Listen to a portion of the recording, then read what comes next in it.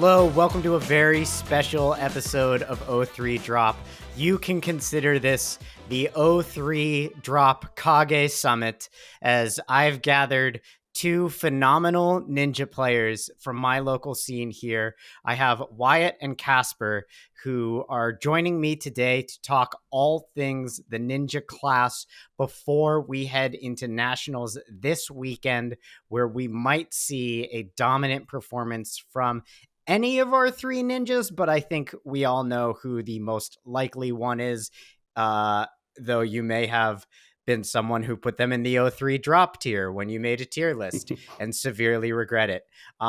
Anyway, let's get introducing our co-host today, the mysterious, elusive, nondescript voice in your head, Casper. How you doing? Hey, how's it going? This is Casper. I'm doing pretty good. I am just getting over the flu. I've been sick for the last several days and kind of getting tired of eating soup and drinking tea, but I'm hanging in there. I'm doing all right now. Casper, do you have a stand-in image that you feel like would help the audience most get to know you? It's a good question. During this, and you can message it to me later, and it'll be added to the podcast. I'm sure I could dig something up. Okay, great. Could be anything from Jake the dog to Finn the human. Those are your options. And also joining me today, we have Wyatt. How you doing, Wyatt? I'm doing all right. Similar to Casper, I'm also recovering from being sick, or am still in the process of being sick. And in the last 24 hours, I've slept at least 16 to 18 of those hours. I may have sold this as the O3 Drop Kage Summit, but we are all at our weakest. I just got back from hiking in the woods with my unemployed girlfriend who lives in the woods. She's real. She just goes to a different armory. And she made me do like 15 miles on the second day. And I have not been able to walk without like severe pain since. And I work on my feet. So, it has also been a pretty physically draining week here, but we're gonna manifest our strength by talking about a class that we all deeply love, and that's ninjas.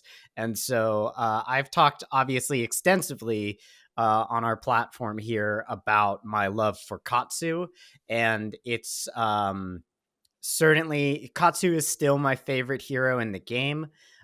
Zen doesn't quite scratch the Katsu itch, but I'm enjoying Zen more and more.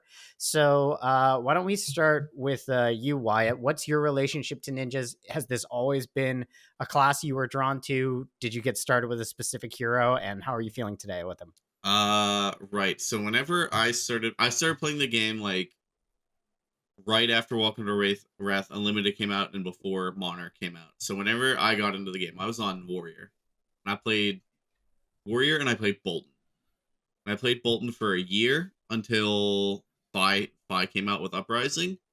And then after Uprising came out, I played one event with FAB, and I have not played it.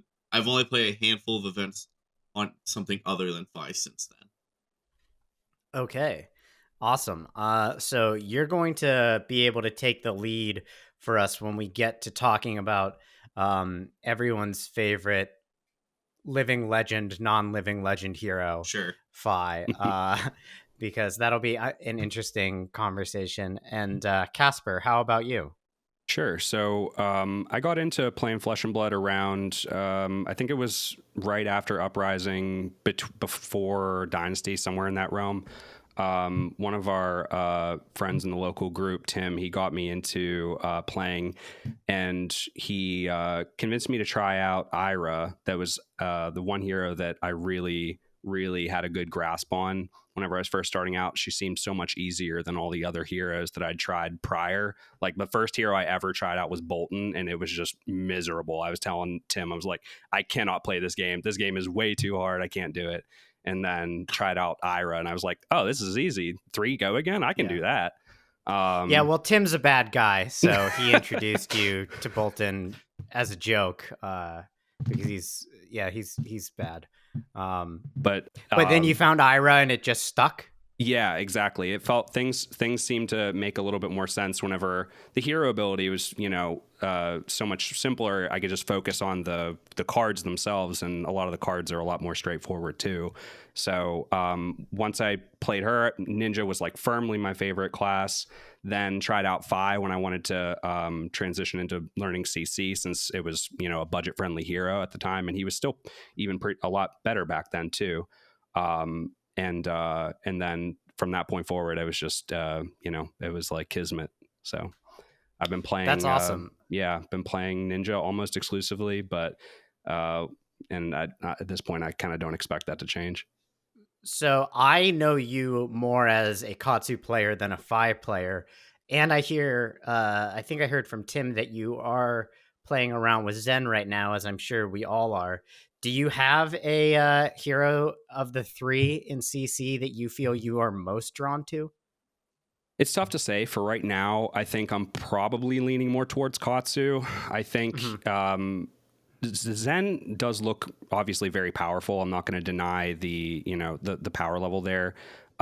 It's and maybe I'm getting a little bit ahead of the conversation, but I think right now a lot of people would like compare the two, say like, why play Zen when you play Katsu? But they really are filling a much different role in the meta. I think at this, they're very different heroes. Mhm.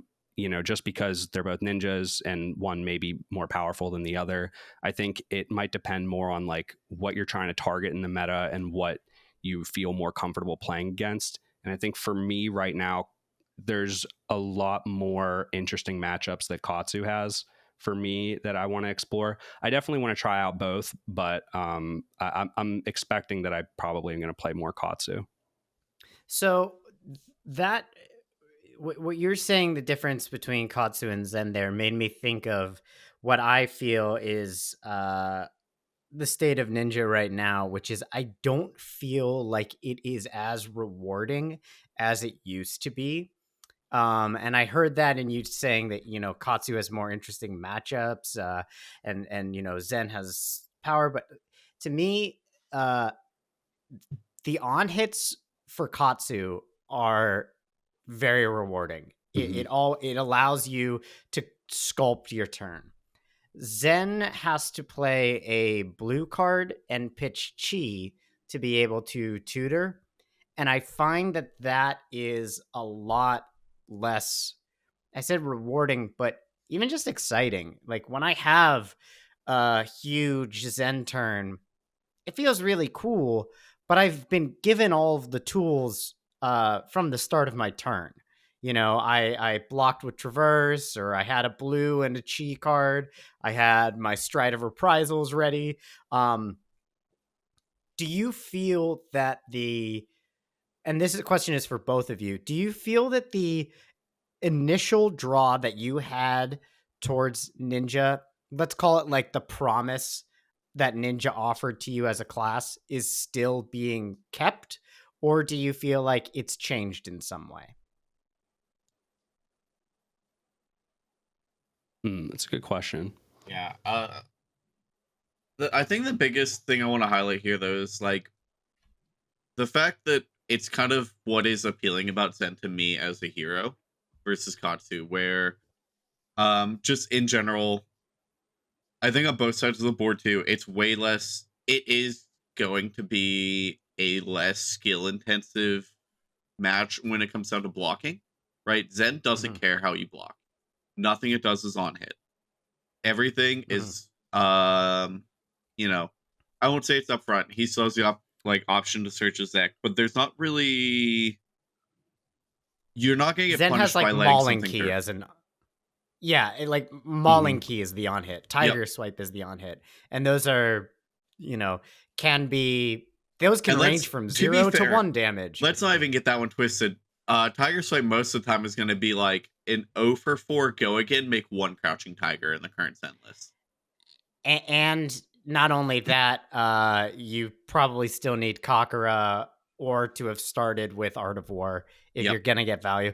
Or I mean, honestly, you can't have Shuko activate on the Tiger after, because you needed the Tiger before to get the Yep. combo. So if those are the only cards you played, you still have had Shuko activate. Yep. So do you feel, I think you were saying that's what is making you interested in this hero? Were you saying that you like this, or is I this? do not mind the idea of there's less conditionality to things. Mhm. My background is very mathematics heavy. Mhm. And I enjoy having something that's basically deterministic. I can look at a hand and figure out exactly how much damage this hand presents. I don't care what you do, which is what draws me to Phi. For the most part on Phi, I can look at a hand, figure out exactly how I need to play a hand, and not care about anything you're doing. Which is why That I think Zen right now is like an extremely strong hero that says I don't want to block what you do because I just want to do the most that I can do. Yeah, I completely agree with you, Wyatt. I think that's pretty much, that's kind of where I was coming from as well, where like I do feel like Zen is sort of filling that same role that Phi was before in the meta, where he's just, like you said, doesn't really care about on hits. He's just trying to present as much damage as possible, just trying to punch through. And whereas like the old conversation before was, do you want to play Katsu, do you want to play Phi? Now it seems more like the conversation is probably going to be more like, do you want to play Phi, or do you want to play Zen, or do you want to play Katsu? You know what I mean? It seems like that's kind of the trade-off there. It's interesting to me, Wyatt, that is what appeals to you about Phi, because I think that when I think of like what the promise of Ninja was to me, was sort of the opposite. It was that these hands don't have to be deterministic.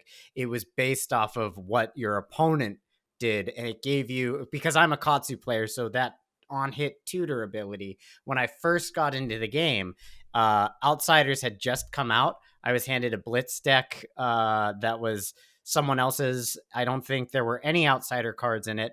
So I was still playing head jab lines, leg tap lines. Sure. And I really liked the idea of, okay, yes, I hit with a Surging Strike and I could come for a Whelming Gust Wave, but I've got this one floating resource, so I could, and a leg tap in my hand. So why don't I just do leg tap into a Rising Knee? And being able to switch as I was playing was sort of what I found to be really enjoyable at the class, in at least the hero, when I first got into the game.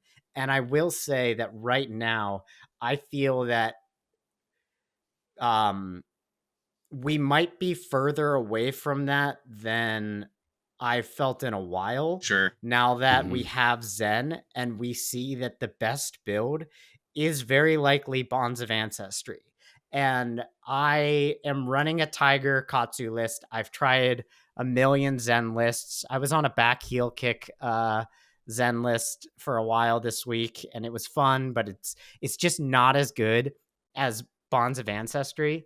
And so there's two things that I feel like really are affected by Bonds, and that's obviously deck construction, but it's also play patterns. And it feels to me that it is so dominant in both of those areas, where the best play line is almost always how to present a Bonds line, and the best deck that you can build often runs at least 6 Bonds of Ancestries and 6 Descending Gust Waves. I don't think I've seen many lists running less, unless you're on Katsu and you're running a fair amount of Whelming Gust Waves. Maybe you're on 4 Descendants, but the Bonds is still around 6. So what are you guys feeling as far as Ninja's flexibility? Are we being held back by Bonds of Ancestry?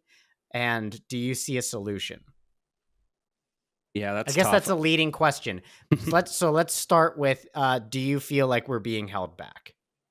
I definitely see where you're coming from, and honestly, it is definitely a bit of a shame. I think that part of the idea, the like appeal of Ninja, and it seems like the design that they're going, over time seems to be focusing on the, combo being the core part of the Ninja design, right? These combo lines, it's been basically that way since the very beginning, and I don't see that changing anytime soon. And the idea that there's flexibility there, that you had, some combo lines that can split, like you have with Outsiders going in the direction with the different gust waves and all that kind of stuff, it seemed like they were heading in a direction of more flexibility even within lines. And we're getting color ones now as well with the aspect of tigers. So they Exactly. are adding flexibility. Right. However, I do agree with your point. I think that some of them just, you can't really argue with it. Some of them are just significantly stronger than others. And it does kind of make it feel like it's what's the phrase, illusion of choice almost, where you're kind of, you're kind of locked into this specific type of build when it's just so much better than any other options that are out there. I think that it looks like they are trying, so they're experimenting in that space and trying out these new things with the, in the new set with the Crouching Tiger. I'm sorry, I'm blanking on the names of all these new cards right now, but the Shifting Winds, I think it is. Shifting Winds is a really cool of card. The Mystic Beasts. I have one sitting right in front of me. Thank you. I call it Swoom. Swoom. Swoom. Yes. Mother's Swoom. It's also I have a lot of thoughts on that card. It's not clear where I land on it. I like most things Zen, I'm like bouncing off the wall between like this is insane and like this is garbage. Right. I would like to go. I drafted a Shifting Winds of the Mystic Beasts in a draft. And then I was in deck construction, and then I read it and go, "Oh wait, this literally does nothing. This does nothing for me." The most unplayable draft card in Flesh and Blood of all time. It's okay. The rest of my pool was insane. It was just a blue 3 block at that point. Hey, yeah, I'll get you there. I've been looking at cutting it from my list because I do feel like, is this a titanium bauble? But it definitely is a very cool list cool card. And I think it what disappoints me the most about this Bonds of Ancestry conversation, or rather like why we're talking about this, is because Shifting Winds was such a cool card when I saw it first, and I went, oh my god, I can play the Twin Twisters lines. I can make Zen State tokens without having to hit with a Soul Bead Strike. You can have combo for Fluster Fist. Yeah, like Torrent of Tempo and Soul Bead Strike have combo lines. What do? You don't know, because those cards need to hit to have go again. And that's not a condition that is... I'm pretty sure I know what most of them do, because I recently read all these because I was trying to figure out how to play Shifting Winds in a list. I think when that card got spoiled, everyone got on FAB and was just like Googling or searching combo. Yep. If only you could do combo, bad, and then you could just see what new spicy build can I come up with. I really, really wanted to make Rushing River work so that you could just like stack the top of your deck for chi, and it didn't. But what did work was Bonds of Ancestry. It was because as Wyatt, you were saying with Tiger Swipe, you're not super rich in tigers. Yeah, your tigers exist to be banished to Art of War. Mm-hmm. Exactly. And the cards that you have that make tigers make one usually. Tiger Swipe is an on hit, so let's not even count that. Yep. And so this makes 2, which is perfect for naming one Descendant Gust Wave and naming the other Descendant Gust Wave, and playing a Bonds of Ancestry in between, followed by a Bonds of Ancestry. You get about 12 value off of that. About 13 with Shuko. But I had in testing, I had my one friend he was playing Zen, and he I don't remember the match exactly, but he was like wanted to cut one of the 0 for 4 go against combos with Crouching Tiger, and he takes out Tiger Swipe and leaves Pouncing Key in. And then I was like, wait, how are you sideboarding this? And he's like, oh, this is just never gonna hit. And I was like, they're both 0 for 4s, just keep the one that has a better upside though. This one, Tiger Swipe also is a 2 base power, so you get the +1 from Shuko, which is also super nice. I think a lot of the Tiger cards we're just finding are, with this sort of hybridish list that is running combo cards that don't care about tigers, we're just seeing that a lot of them are just not worth playing. But as far as deck construction goes, yes, Shifting Winds gives us the ability to play cards like Flusterfist and have combo active. You can play Find Center, get a Zen State token. I've had one of those turns where you come in with 100 wins for 10. I've had turns where you threaten the dishonor line and then you're just like, just kidding. It was Assault the Wound, or, Yep. you just kind of make them think they can't block.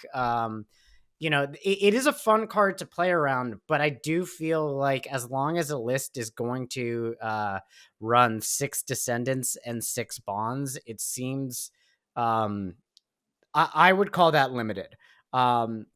And Wyatt, when we talked in the preparation for this video, you made a great comparison, I think, to Belittle, saying that Sure. LSS banned Belittle because it limited deck building options. Yep. And where I feel right now the problem is you cannot ban a card from the Surging Strike line. There's no card that you can ban that doesn't take out at least one other card. Because if you ban Descendant, Dishonor is now just a 0 for 4. You'll never have it active. You never have combo active. You never have. Well, you have the combo active. You don't have the on hit active. You don't have right. You get +2. Ninja players know. But I love when the other player doesn't. Oh yeah. And then they like really overthink it, and you're like, that was just vanilla 4, But so you can't take out that. Obviously, Bonds you can't take out because that would makes Dishonor a 0 for 2. So what do you think LSS can do besides what we've seen with Shifting Winds? Is there an answer to this limited deck construction problem? So like, I know I'd also put it on the dock because I think that like this deck construction problem, we also saw it. It's not relevant anymore, but during the heavy hitter season, right? This was probably my biggest complaint I think I've ever had with Flesh and Blood was during the heavy hitter season. Warrior as a class. I know this is the ninja episode, but Warrior as a class was like, I think much worse about this, right? Warrior, we saw Kasai and Dorinthia. Both decks played 9 copies of Hit and Run, 9 copies of Blade Runner, and so there's 18 cards, 3 copies of Glint of Quicksilver, 3 copies of Take It on the Chin, and then 60 reacts. So already we are 33 cards of their deck are the exact same between each deck. Not only that, but I'm pretty sure they each ran 3 copies of Blade Runner. Yes, Blade Flurry. Blade Flurry, and then Blade Runner was in there as well. I don't know how many copies, but yeah. I might say Runner. I meant Blade Runner. If I misspoke there. I think you said Blade Runner. Okay. I think I was the one who misspoke. I meant Blade Flurry, but we do see overwhelmingly those decks looking almost identical. With the exception of a few power pieces for if you played Kasai, Dorinthia, mainly. If you played Dorinthia, you played like Spill Blood and you played your Hatchet support. If you played Kasai, you played your Wage and Army, Blood on Our Hands. Yep. Raisin Army, Blood on Our Hands. Just like you played Slice and Dice. Like you had 33 to 36 cards that are the exact same across both lists, roughly. I know some Kasai were a little bit lighter on Go Again, but in general, they were both playing like 24 to probably roughly like 24 cards that just said my next weapon gets Go Again. And it just like, in my experience of playing the game, just felt like really lazy. Like it felt lazy because like it sucked that was the best thing you could be doing. It's just get my weapon Go Again, swing a weapon twice, use 2 cards to block your turn. It's definitely less exciting, and I think that's part of the part of the original question that you had, Craig, is like being disillusioned, I guess, with what is happening right now, and it does feel a little bit bad whenever these on the one hand they're banning some cards because it's limiting deck building options and making things too streamlined, I guess, or too straightforward. And then in, other instances, they're printing cards that are just so objectively powerful that it's like, how can you not just play this exact thing every time? I think that, and I think that my answer, I think that is there. Like I said before, it seems like they are working towards more variety and more versatility, like printing, all these different options that will open up other cards that maybe didn't necessarily used to be so great, but now are, have more potential for seeing play. I think that they are doing a good job at that. That's one of the really impressive things that that LSS has done, in my opinion, over the last like year or so, is doing stuff like that. But I think you got to be careful with that approach to, card design and stuff, lifting everything up instead of, potentially looking at maybe targeted bans and stuff. But it's a tough tightrope to balance, I think. I'm overall still pretty high on where Ninja's at. I feel pretty good about it. I mean, like, I was a bit disappointed that, honestly, I was disappointed that this wasn't that Ninja didn't get the bright lights treatment. I was like, why do we need other classes? Let ninjas have an entire, like, just give us 3 ninjas. Have one of them, give one of them tiger style. The other one's got a, crane style. I just wanted like Shaolin martial artist, stuff. Ultimately, I'm pretty happy overall with Part the Mist Veil, but I think that more than ever, I feel that Ninja is the class that cannot receive targeted bans the way other classes can. And so I'm wondering, is it an errata time? Which I think, I honestly feel like you just have too many cards in print. Yeah. It's going to be such a pain. But like, I think Bonds of we've only Ancestry. seen one errata so far, and that was on Briar. Yeah. That's the only errata? I believe so. Okay. So maybe it's not time for that, but it does sound like, at least it feels like to me, I had really high hopes for how much was going to be added to the ninja class. The Outsiders treatment, right? Sure. Outsiders took the Surging Strike line and gave it another path. It gave the head jab line options. We still only play Flusterfist, but it gave you options, right? Twin Twisters exists. It's a line. Be Like Water. I was just about to say, yep. Be Like Water is a fantastic example of like a way that they... It's pretty much a must block every time it gets thrown out. Your opponent, especially if you're playing Katsu, I mean, when Katsu plays that, you pretty much have to block it every time, because it's if they're starting the chain with it, it's just so threatening. And this goes back to talking about the importance of on hits. And I think maybe it was easier to solve. It could be that it was easier to solve this problem when there were more on hits. And right now we just have so many fridges and enigmas in the meta that now it's more important to just give you access to, your 7 chain link turns more often, which is why we don't see any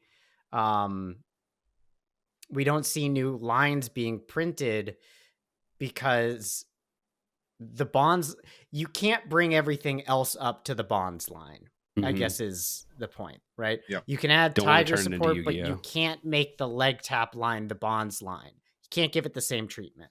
Right. So let's talk about deadlines though. Is it a problem for the class to have these? I know every class has cards that don't get played, but it feels like if Ninja has a card that doesn't get played, then it has 3 cards that doesn't get played. what are your thoughts as far as some of these lines that don't get played? Are we just not finding the right niche for them, or are they truly not worth playing? I think that's part of it. I think some of the interest, there are, some lines that we've seen people shy away from, or some parts of some lines people have shied away from, like the Mugenshi line. We've seen people, even though that opens up with, is it? That's a surging strike line. Right? Yeah. Yeah, surging, whelming, and release, and then Lord of Wind. Yeah. And we've seen a lot of people pretty much have completely abandoned that, but not everyone. Some people still play that in some lists. And I think it was at maybe calling Phuket, where Pudding, or was it Pudding? I can't remember. It was Pudding. He was playing it in his list, and it was like instrumental in one of his wins that he had against a Prism that he played in one of the later parts of the tournament. And I remember a lot of the chatter in the Discord where people were like, is it time to bring back Mugenshi? I think that there are some fringe, and obviously, I mean, he's a phenomenal player. So there are, there's aspects of that too, where it some people are going to just be better at recognizing where those niches exist. But I think that there's no denying that obviously there are a lot of lines that are just objectively not worth playing. I'm going to add that I personally don't see much of an issue with that. If you just consider like every class as a whole, like Guardian, there are a lot of crush effects that if you just said like, hey, what does I'm trying to remember what the one card exactly. Like, there's just a lot of like crush effects in Guardian. If you just said, "Hey, what does this card do?" No idea.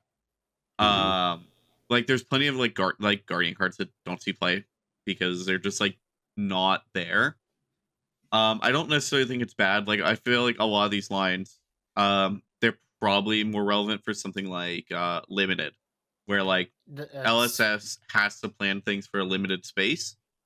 As well, not just classic constructed. So some of these lesser used lines, they might not be great in CC, but they exist for limited for a reason.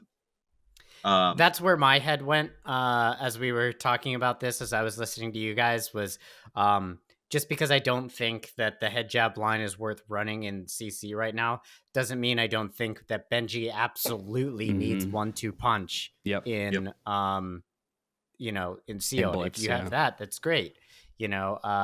Blitz, there's plenty of room for expression. I don't think of Blitz as the same competitive, obviously. Let's get that one out the window. There's no room for expression in Blitz. You just play Victor. Yeah. If you're not on an OTK build in Blitz, you're playing Commoner. That's not what you every deck needs to win on turn 0. Or needs to make it so your opponent can't win on turn 0. Or on turn 20. Welcome to so the new disappointed order. That every single person I know, their game store took a vote of Living Legend versus Blitz for skirmish season, and every single store is running Blitz, and it's so disappointing because I wanted to play Living Legend for our skirmish so bad down here. I voted for it too, Wyatt. I was upset. I didn't. I wanted Blitz. I'm just going to play Victor for Blitz and make people miserable. Well, here's the thing. This is going to be my little Poopy moment here. Why the fuck is Savage Sash allowed in Blitz?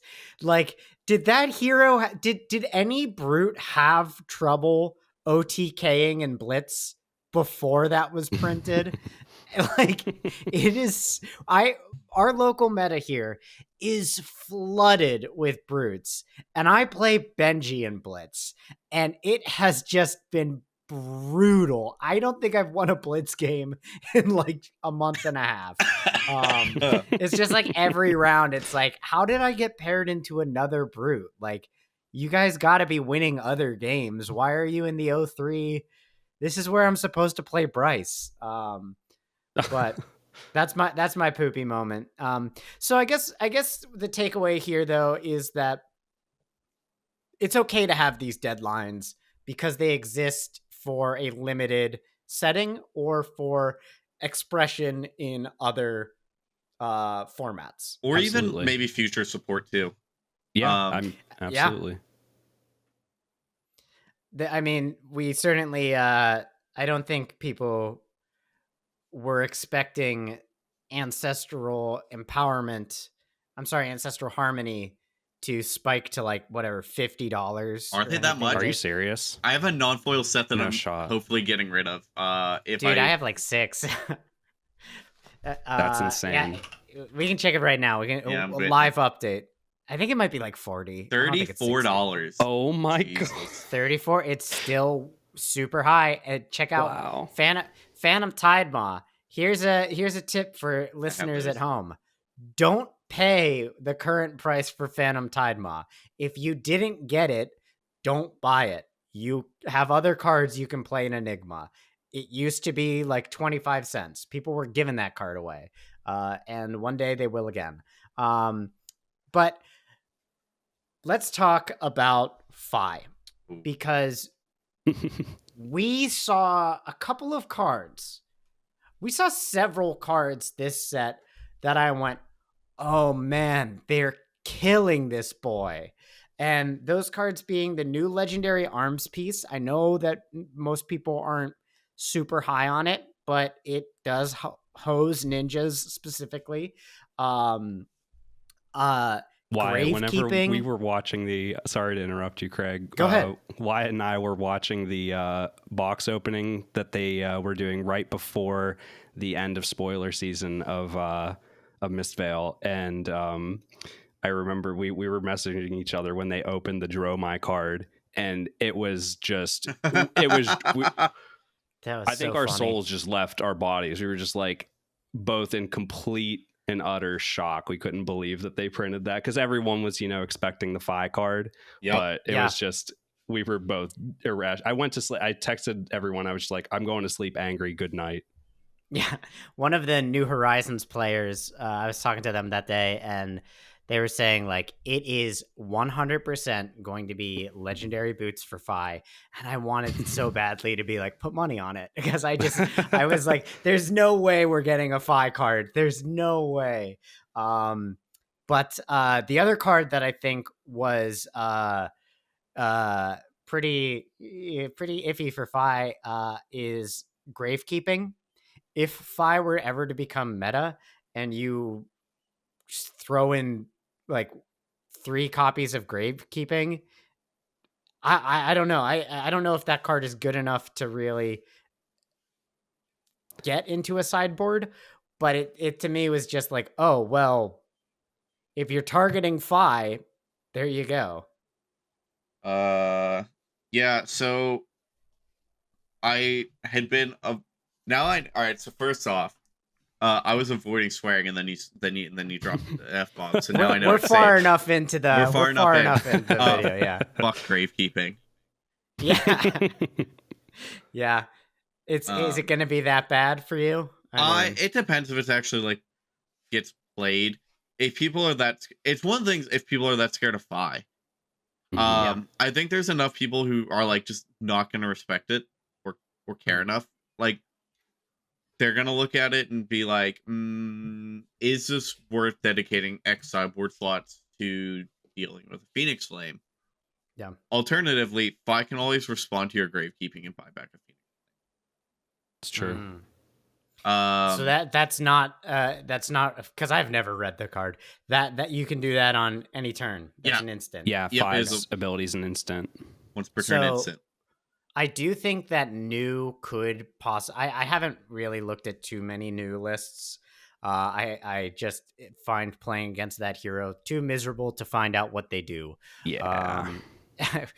It probably wouldn't be as miserable if I, read the cards. But I mean, targeted banishment is, like, I definitely see there being value in that. I don't know that it's getting slots yet because Fi is in this position. But what would it take to get Fi back into like a contender status, because Fi got a really good card in this set in Rowdy Locals. Yep. I think that is an awesome finisher for Fi. Where are you feeling Wyatt specifically that would get Fi back from the dead? I'll be completely honest, just like my opinion on Fi right now. I don't think, I know I'm like looking at all the tier lists, everybody puts it like very bottom. I don't think Fi's as bad as most people are putting it at. And like, I don't know if that's just like copium or just like experience of playing the deck. Assuming I am not too sick to make it up to Minneapolis, I'm gonna be playing Fi in the Calling. If you look at most of the other decks right now, Enigma, playtesting against Enigma, they turned one pass over to my Phoenix Flame, and I still won 17-0 at the end. Like Enigma's not a scary match whatsoever. Azalea, that match is terrifying, but also like I've only lost to one Azalea in a Comp REL event, and it was Brody Spurlock. So like I can't be too upset if that's gonna be good or something. Yeah, like I can't be too upset about it. If that's my one loss to Azalea at a Comp REL event, like sure. Yeah.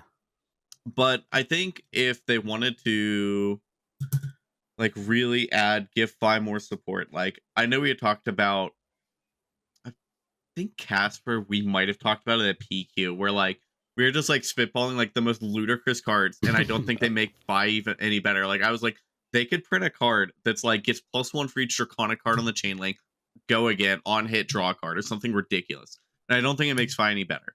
Oh, you mean they could give the Swarming Gloomveil treatment like, to Fi? Is that So like, wait, he already has that.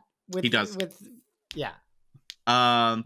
I think that if they did something to enable more of what he already has, though, like I've been saying, and I think it would be completely reasonable, is a card at flavorized with the class. It's just like another head jab. Another head jab that just makes my next card into a Phoenix Flame, gains the name Phoenix Flame.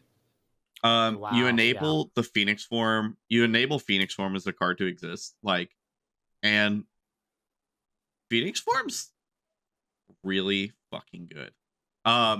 Whenever you get to play it with all three modes, and if you just like print a card that makes it so that you can reliably play it with all three modes 2 times in a game, it's kind of insane. And I know you guys have seen, I think I've been playing Phoenix Form 5 for like a solid like 6 to 8 months in the area, and had done pretty well on it. That like, I think the most important thing with that deck was like Phoenix Form doesn't exist to ever like Phoenix Form you never expect it to draw you 3 cards. Like don't get that part twisted. Yeah. Phoenix Form exists to be an 0 for 3 go again. But if you could print a card that makes that card very reasonably and 0 for 5 go again, draw 3, I think we're talking. I know one thing that I've heard a lot of people throw around as a suggestion is some sort of new juiced up Phoenix Flame that you could start with in your graveyard, like a something like this card counts as a Phoenix Flame or something, but it's like a Phoenix Flame that comes in for I don't know, some either bonus damage or maybe some type of on hit effect or something like that. I don't know. It's Crippling Crush for 0. Right. Yeah. Get Phoenix flamed. But I agree. I think that a lot of people will always point back to, saying that Fi doesn't have any good specs. He needs a new spec. I think that if there's a focus around enabling what he already has, lifting that up, I think that could definitely see him get some boost in power. He needs, I think right now, in my opinion, I mean, I've been off of Fi for a little while now. Last time I played him was back in I think early heavy hitters.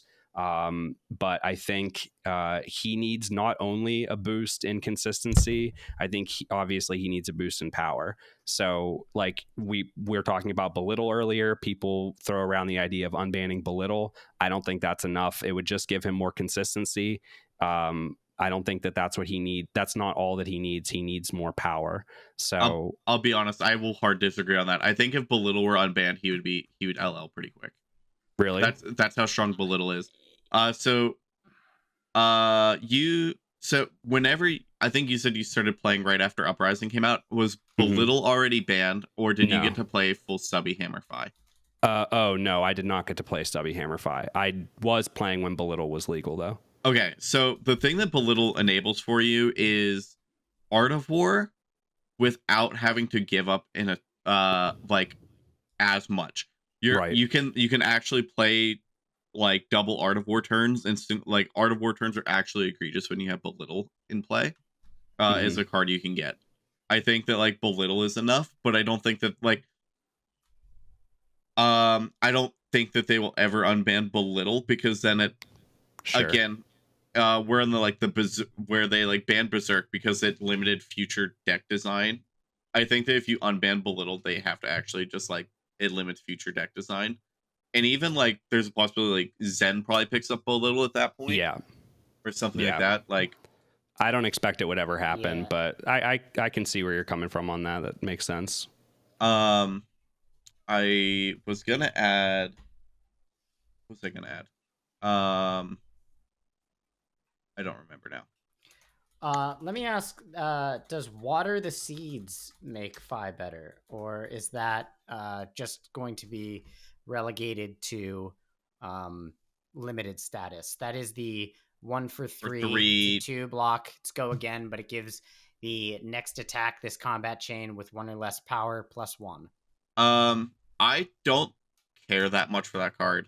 For constructed, it costing 1 is pretty bad. I remember what I was about to say.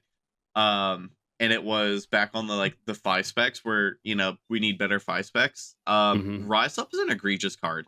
If you can ever play Rise Up, do you know what Rise Up does? No. I can't remember. I'm pretty sure that's the one that Mara Ferris No. That's Breaking Point. Yeah. Rise Up is the get plus X, where X is 2 times the number of Phoenix Flames on the combat chain, and dominate. So that's why I'm back on if they just print a card that can give another card the name Phoenix Flame, and you can realistically have like 3 Phoenix Flames, it becomes 9 dominate for 1, which is a very good chain ender. Yeah, pretty powerful. I think that if they printed that card, that might be enough to get me to build a Fi deck. Yeah, honestly, I just think if they would be a very cool card. Yep.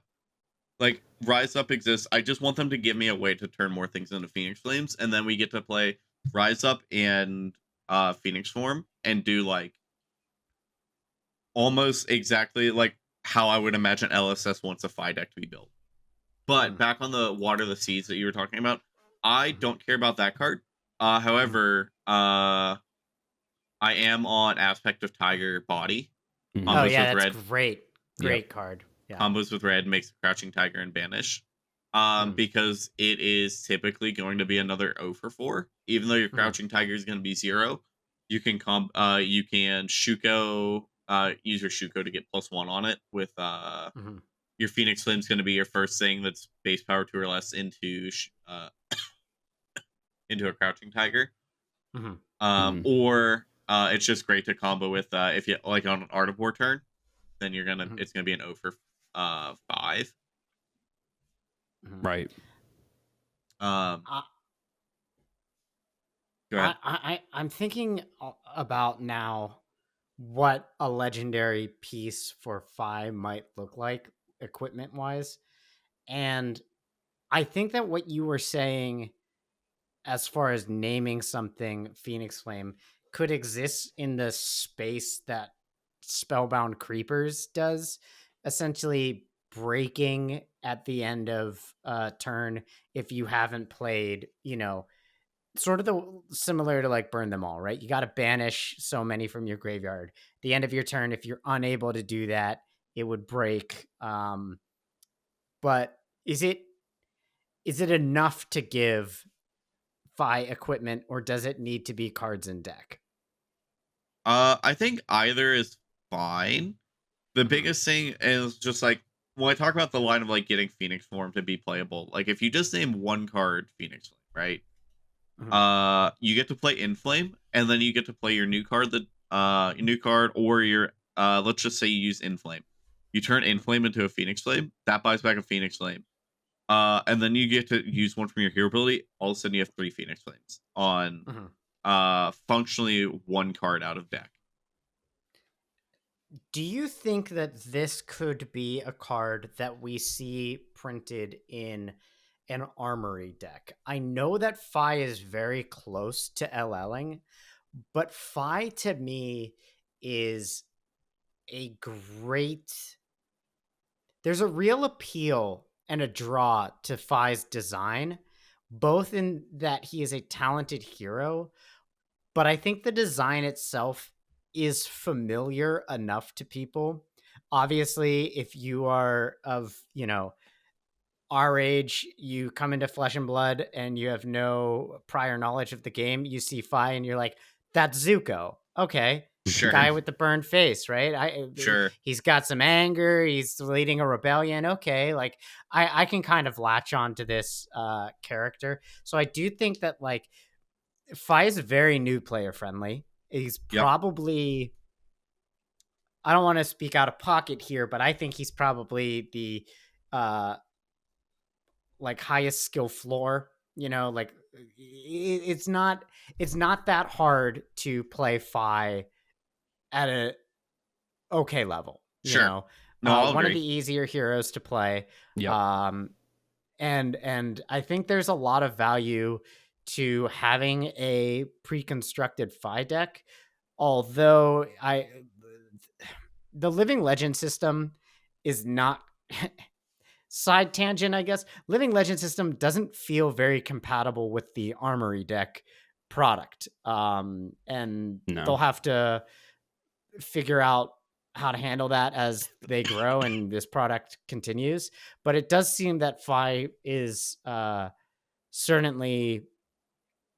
It would make sense to me if they were to choose Phi as the next hero to get one of these, aside from the current Living Legend points. Is this something that you'd like to see in that? Or do you just want an expansion slot? Or is it time to return to Volcor and just give them a whole suite? I am like any of the above. I think is okay with me. I feel like ultimately I'd love to return to Volcor. It's been 2 years since we were there already. I think also like as you'd said, like the Living Legend system is kind of like slightly counterintuitive to these armory decks, where at a certain point especially KO, with how fast he got LL points. I know he's really died off on LL points since the new set came out, since Mistveil came out. But like at the end of the day, KO does do just generically powerful things that in 6 months time, that armory deck, it's only in there for the sash basically, and I don't even think that sash is going to be worth much once KO's gone. So like I get that. I wouldn't be surprised if I would say more, maybe not surprised. I would love to see them do one of these armory decks, but like we see the Blitz precons. I would love to see one of these armory decks of just like a more powerful version for Blitz precons. I know you guys up in Pittsburgh play Blitz most weeks. We play Blitz like every other week down here in Morgantown. Not a ton of areas are strictly CC. That like a more powerful Blitz starting point, I think, is much better than having a new player come in and pay $10 for a garbage Blitz recon, get rolled, and then no longer want to play the game. Yeah, I think there's definitely... I mean, since we're talking about ninjas, it's very clear to me that Zen got the worst Blitz deck of the 3. That deck just does not... I mean... Is it because it doesn't include Bonds of Ancestry? It's because it includes the 2-cost card that makes a tiger in your hand. Champion of the Claw? Companion of the Claw. Apologies. Yeah.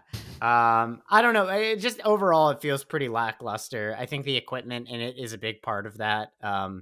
it does have Stride of Reprisal, but like I think other than that, it's got like preventions equipment. It might not even have Stride of Reprisal. Probably does, It but probably does. who I'll add knows? that Those products are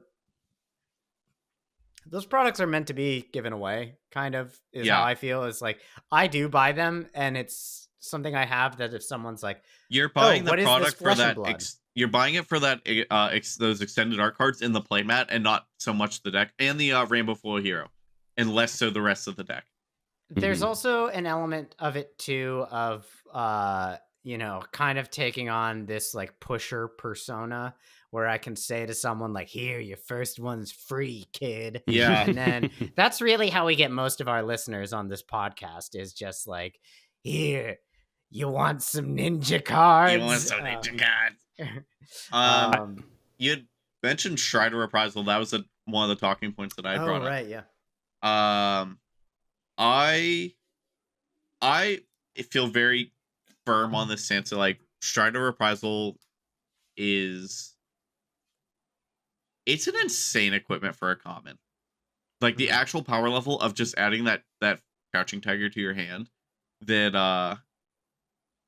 I will take the stance here that I think if Stride of Reprisal was not a Mystic equipment, It would be insane. it would be insane. yeah. I think I legitimately think Fi would end up being up in like back into it like a near top tier. That like I think like if you just allow Fi to like set up a turn and be like, oh cool, I have my my Art of War. I found my Art of War. It's an arsenal. Attack me. All right, cool. I no longer have to banish, an attacking card from my hand to get 2 cards. Yeah. Like Stride of Reprisal is an egregiously strong equipment for a common. At that point, like I know Fi doesn't run Tunic, but if you did, Stride of Reprisal, if you have Art of War in your hand, basically it's just all of your cards have +1. Like, yep, because you're replacing the same amount that you're using. I am really enjoying my Katsu Tiger list, but the lack of that card is one thing that I'm like, man, if I had that card in my hand, this would be the most bonkers deck. Like you'd be able to use it for Katsu, for Art of War. There's just so much more value in having it in hand than having it in Arsenal. The ability to sort of just craft whatever you need on demand on equipment is just so powerful. You can just wait, and if you get a hand doesn't line up with what you need to do, you block out, you wait for the next one. Next hand comes in, oh, I got exactly what I need, blocking with my headpiece, blocking with my feet, I'm setting up, I'm good to go. You better try to kill me now or disrupt me in some way, otherwise you're gonna be in for a world of hurt.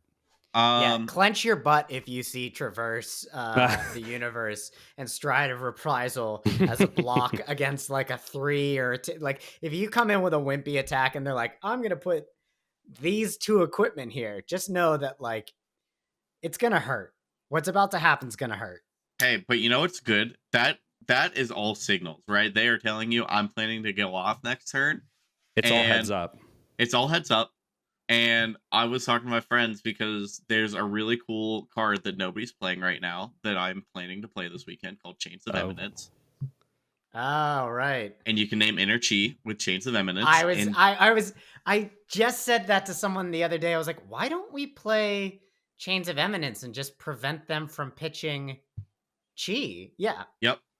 So Chains of Eminence is basically Sleep Dart, except it doesn't have to hit. Yeah. If it wasn't a 2-block, I'd be so in. I hate that it's a 2-block, and I'm assuming like how many of these would you play in sideboard, like 2 to 3? I'm just on the full. I'm on those 3 and Amnesia as well.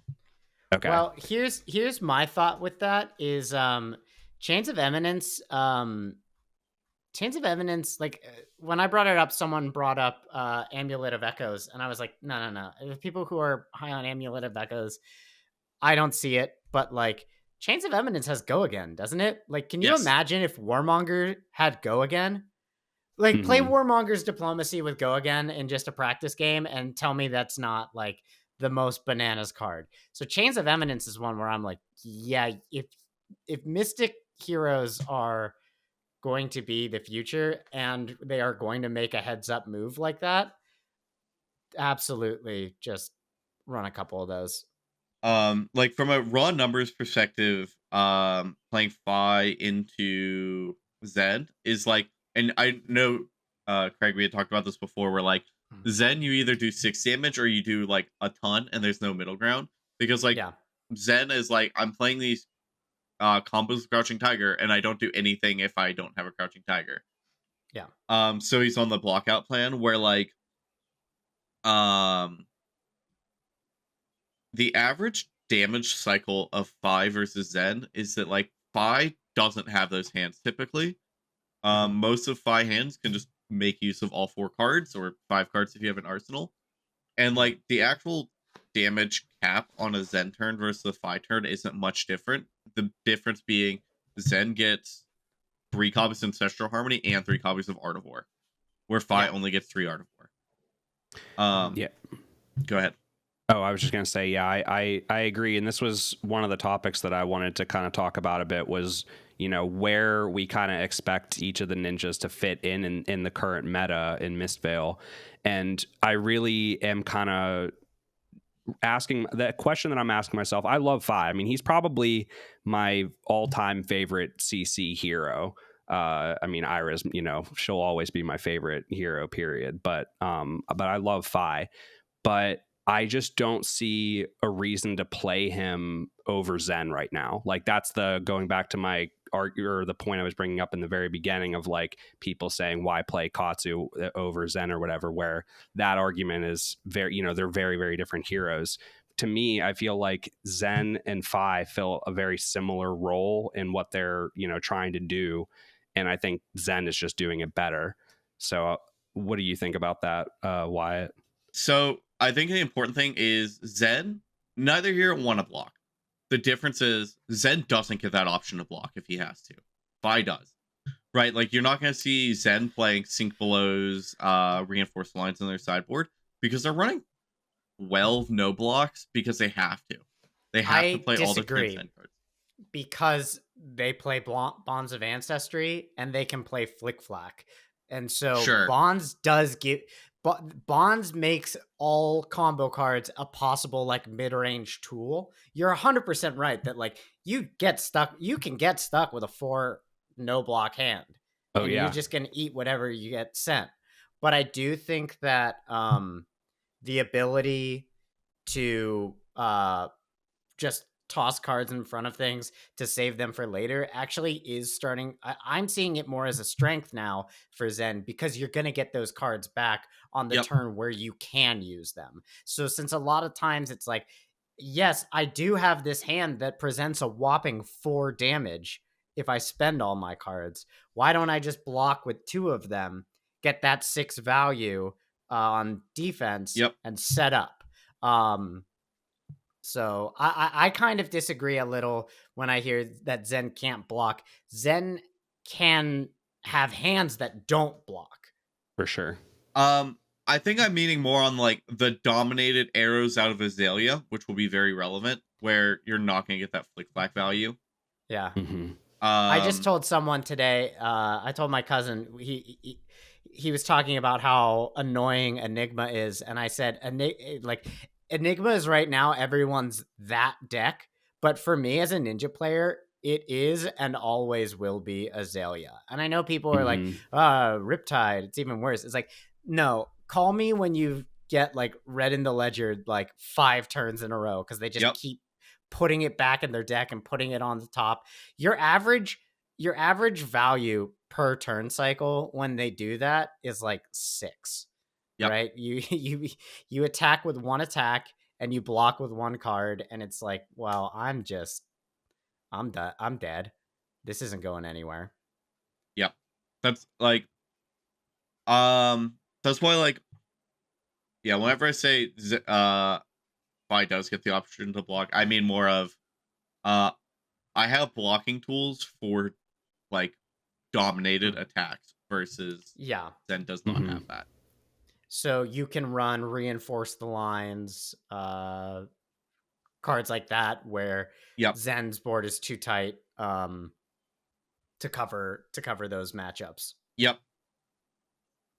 And I think it's not even just that it's too tight, it's that the list itself is not the list itself is too spread out in the types of cards that they run. So there's less value in giving target attacking card +4 if you have a hand that's like, yeah, I have non-attacks and instants, and I have one attack, but it's in my arsenal, and so I on the topic of like Zen's value in a turn cycle, I know that like I was really low on Zen in our tier list video, which is when it was an open CC. And in open CC, I mainly played against new, which meant that my value each turn cycle was abysmal, because that disruption and being able to rip cards out of your hand with like multiple tools is terrible for Zen. And that matchup just like, it's really bad. I think that's Zen's worst matchup personally. Well, no, Azalea still. Actually, maybe not, but it's a bad matchup. But then there are those games where it's like my average value per turn cycle was like 22 because we had 2 turns. So I like, for that reason, I'm still not at the place where a lot of people are. Like the top, like these pro heroes I'm seeing coming out with these lists, putting him like top of S. I don't know if I'm there. I still think A to B.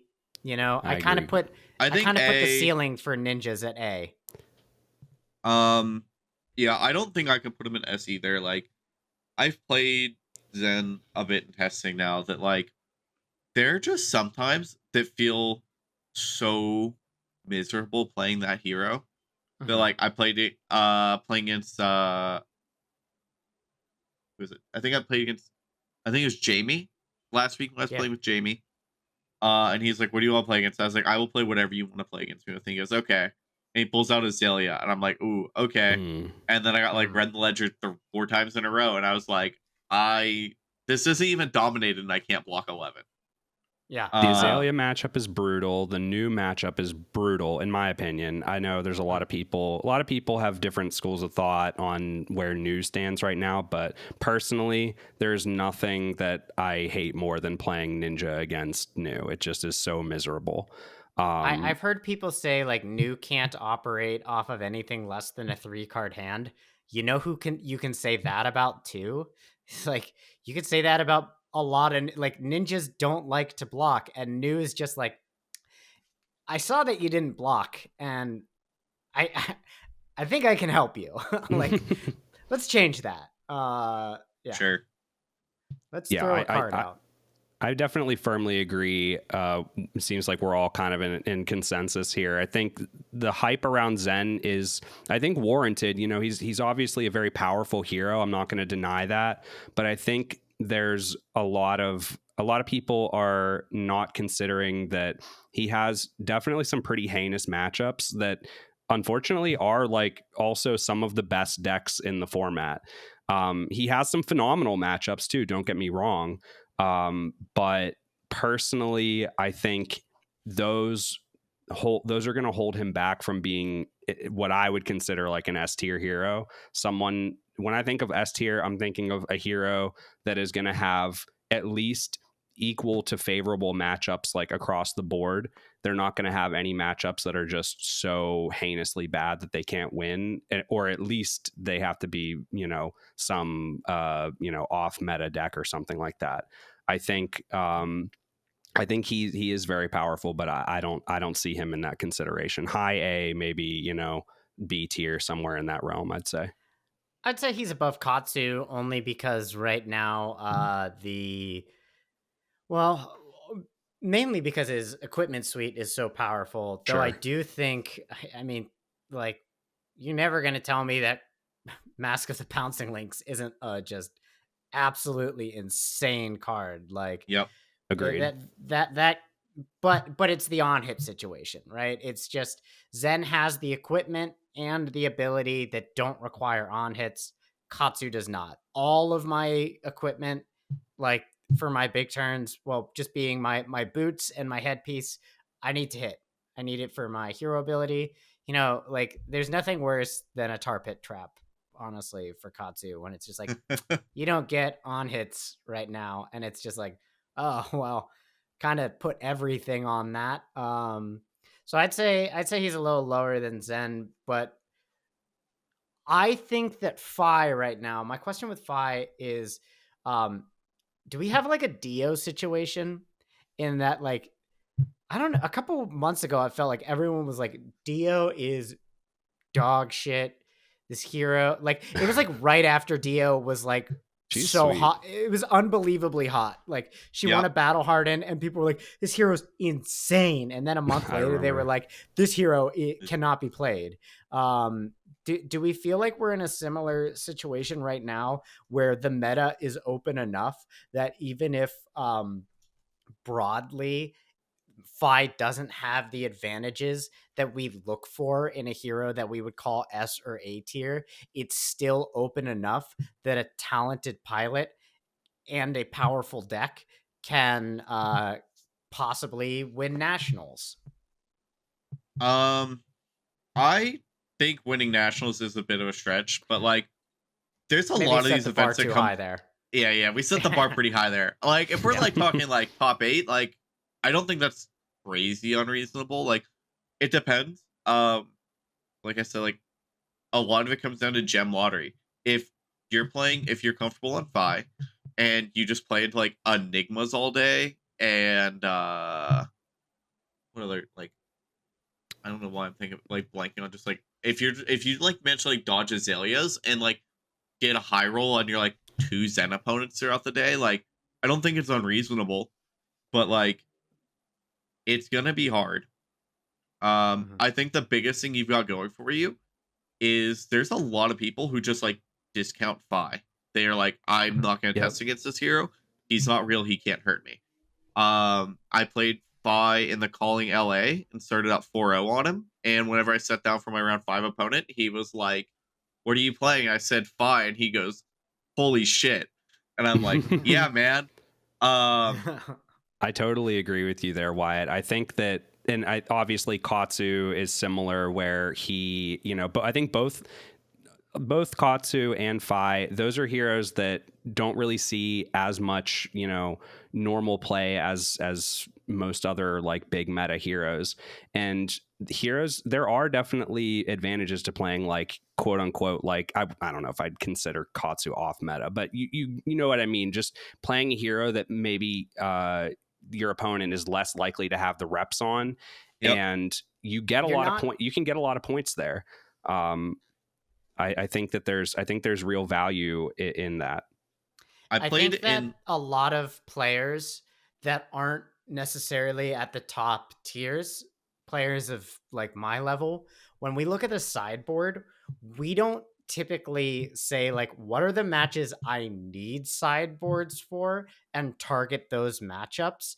We look broadly at like what are the best decks so that I can make sure that like okay, I know for a while when I was playing against Azuri, it was like, make sure I have reinforced the line because I'm not going to be able to defend with a defense reaction from Arsenal on a or on CNC or what, like there were things where I was like, okay, specifically targeting this, but a lot of the times right now it's like, well, I better have my warmongers and I better have my Mm-hmm. poppers. And so it's not so much specific matchups, but it is just like I need to have a sideboard that targets like these primary 5 primary heroes that I'm expecting to see. And so when you do sit a little lower in the meta, a lot of players who don't have the reps into, a Phi who know like, oh, if this is the card that turns it in my favor, all I have to do is run one of these. They're going to go like, oh, well, why would I'm I? never I'll gonna just, see this. yeah, I'll bring my Yep. warmongers. And then it's like, yeah, bring them. Okay. Um, I played against in the last PQ season, playing in Phi. 2 weeks in a row, I had my opponent look at me. The one was the Leviat, and he was like sitting comfort like 23 life, and I take all of his entire attack, and he's just like, "Yeah, I don't think you can do 23 damage to me," and I'm like, "Are you sure about that?" And then I ended my turn, and he'd give me every card in his hand and had to take blood debt. Yeah. Um, It's like, and I then can't do 23 to you. You can. yeah. The next week I played against the Viscerai, Viscerai, who again was sitting at like 26 and was like, I don't think you can do 26 to me, and I'm like, okay. Yeah. Again, I got him down to 2 cards in hand and at 3 life at the end of the turn, and he was like, oh, well, I guess I'm not gonna do anything cool now, and I'm like, you took a losing bet, man. Yeah. Yeah. There's always, I feel like, whenever you just no block it out and someone's like, I doubt it, and it's like, why? Like, I had a really great game, and back in when was this? It was when Lexi was like really high in the meta. It was like Lexi Oldhim meta. I was really high on FAB back then because I felt like his matchup against Lexi obviously wasn't great, but I think his matchup against like a lot of the other heroes was actually pretty good, and I think he had a pretty favorable matchup against Oldhim too, in my opinion. Anyway, Aggro Oldhim was abysmal. Right, Fatigue Aggro Oldhim was rough.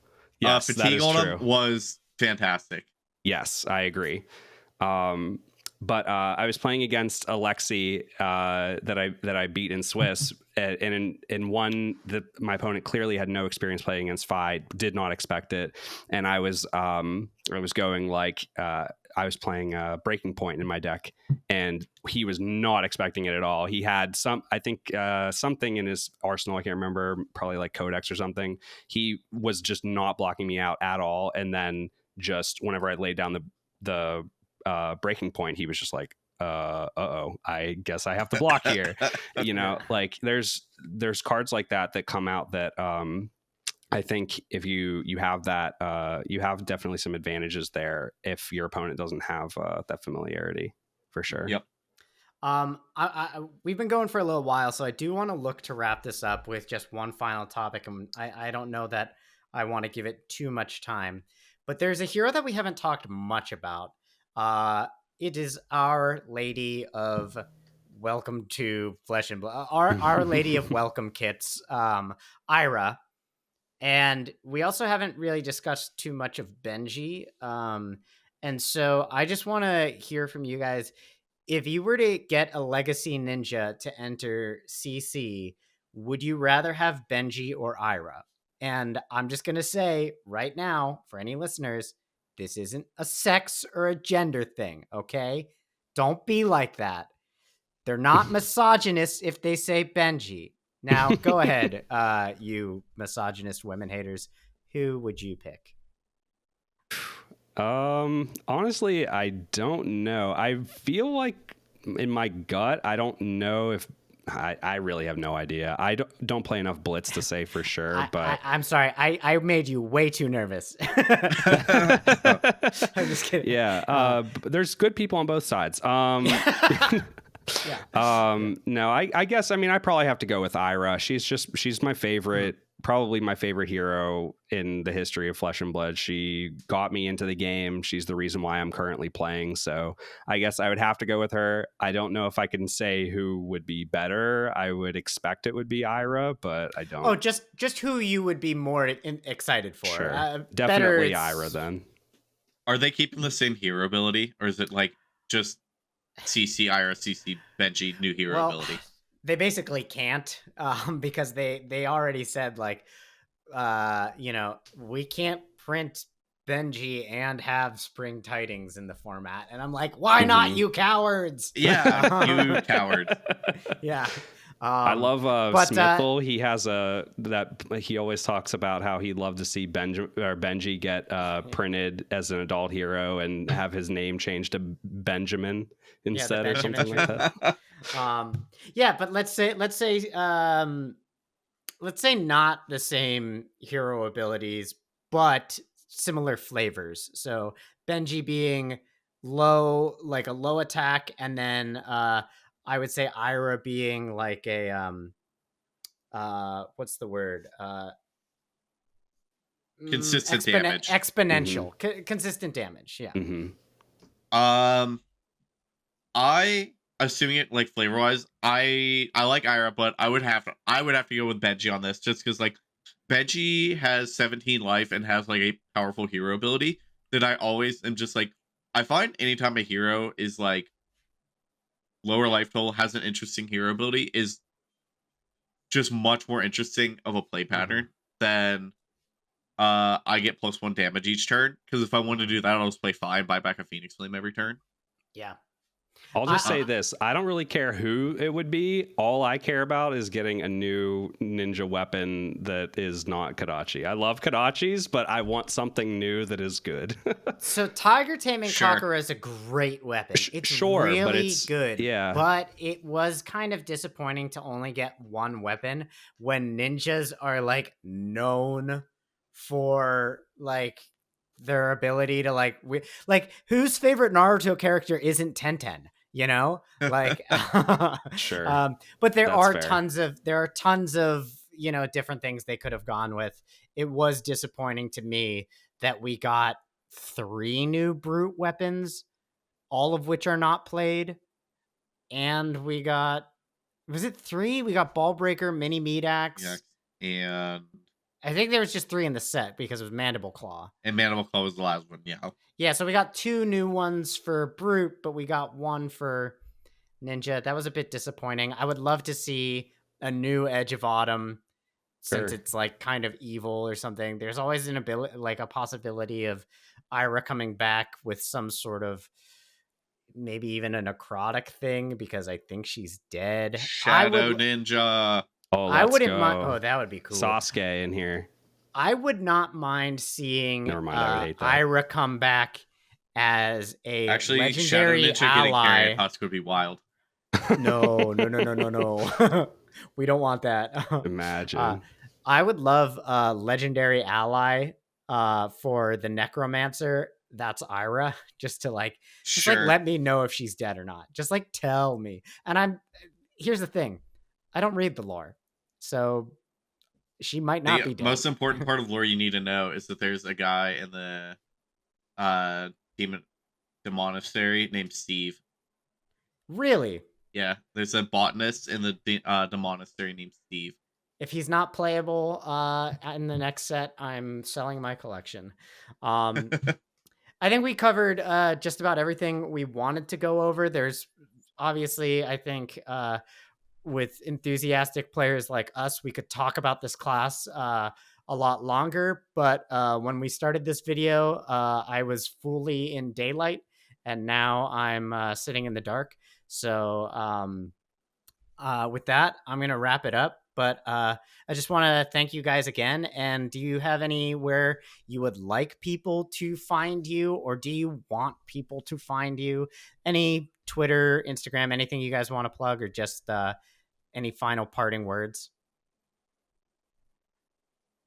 I don't really use social media much. I have a Twitter, but I honestly don't even know what my handle is. I just follow people on there. I never tweet. Okay, so leave Casper alone. Leave Casper alone. Yeah. I have a Twitter that I use occasionally, and that is Roast Beef Slim, all one word. With I believe my profile pictures of has a dog. I do not own a dog, but yeah. I would say Twitter Roast Beef Slim. All right. As always, you can follow the O3 Dropcast on Twitter. There is a link in the description below to that profile, as well as my own Twitter. We're not going to call it X, and you don't want us to. So that's the deal we make together. Thank you to all of our listeners in Southeast India and Brazil. I don't know if you guys know this, but there are quite literally thousands of listeners in those countries. Whoa. Yeah. How about that? And these accusations about us running a bot farm are egregious. And anyway, that's the joke that never gets better, but also never dies. All right. Thanks, guys. Yep, We thanks will for having see us. you in Yeah, the next thanks, Craig. one. Yep. See ya. See ya.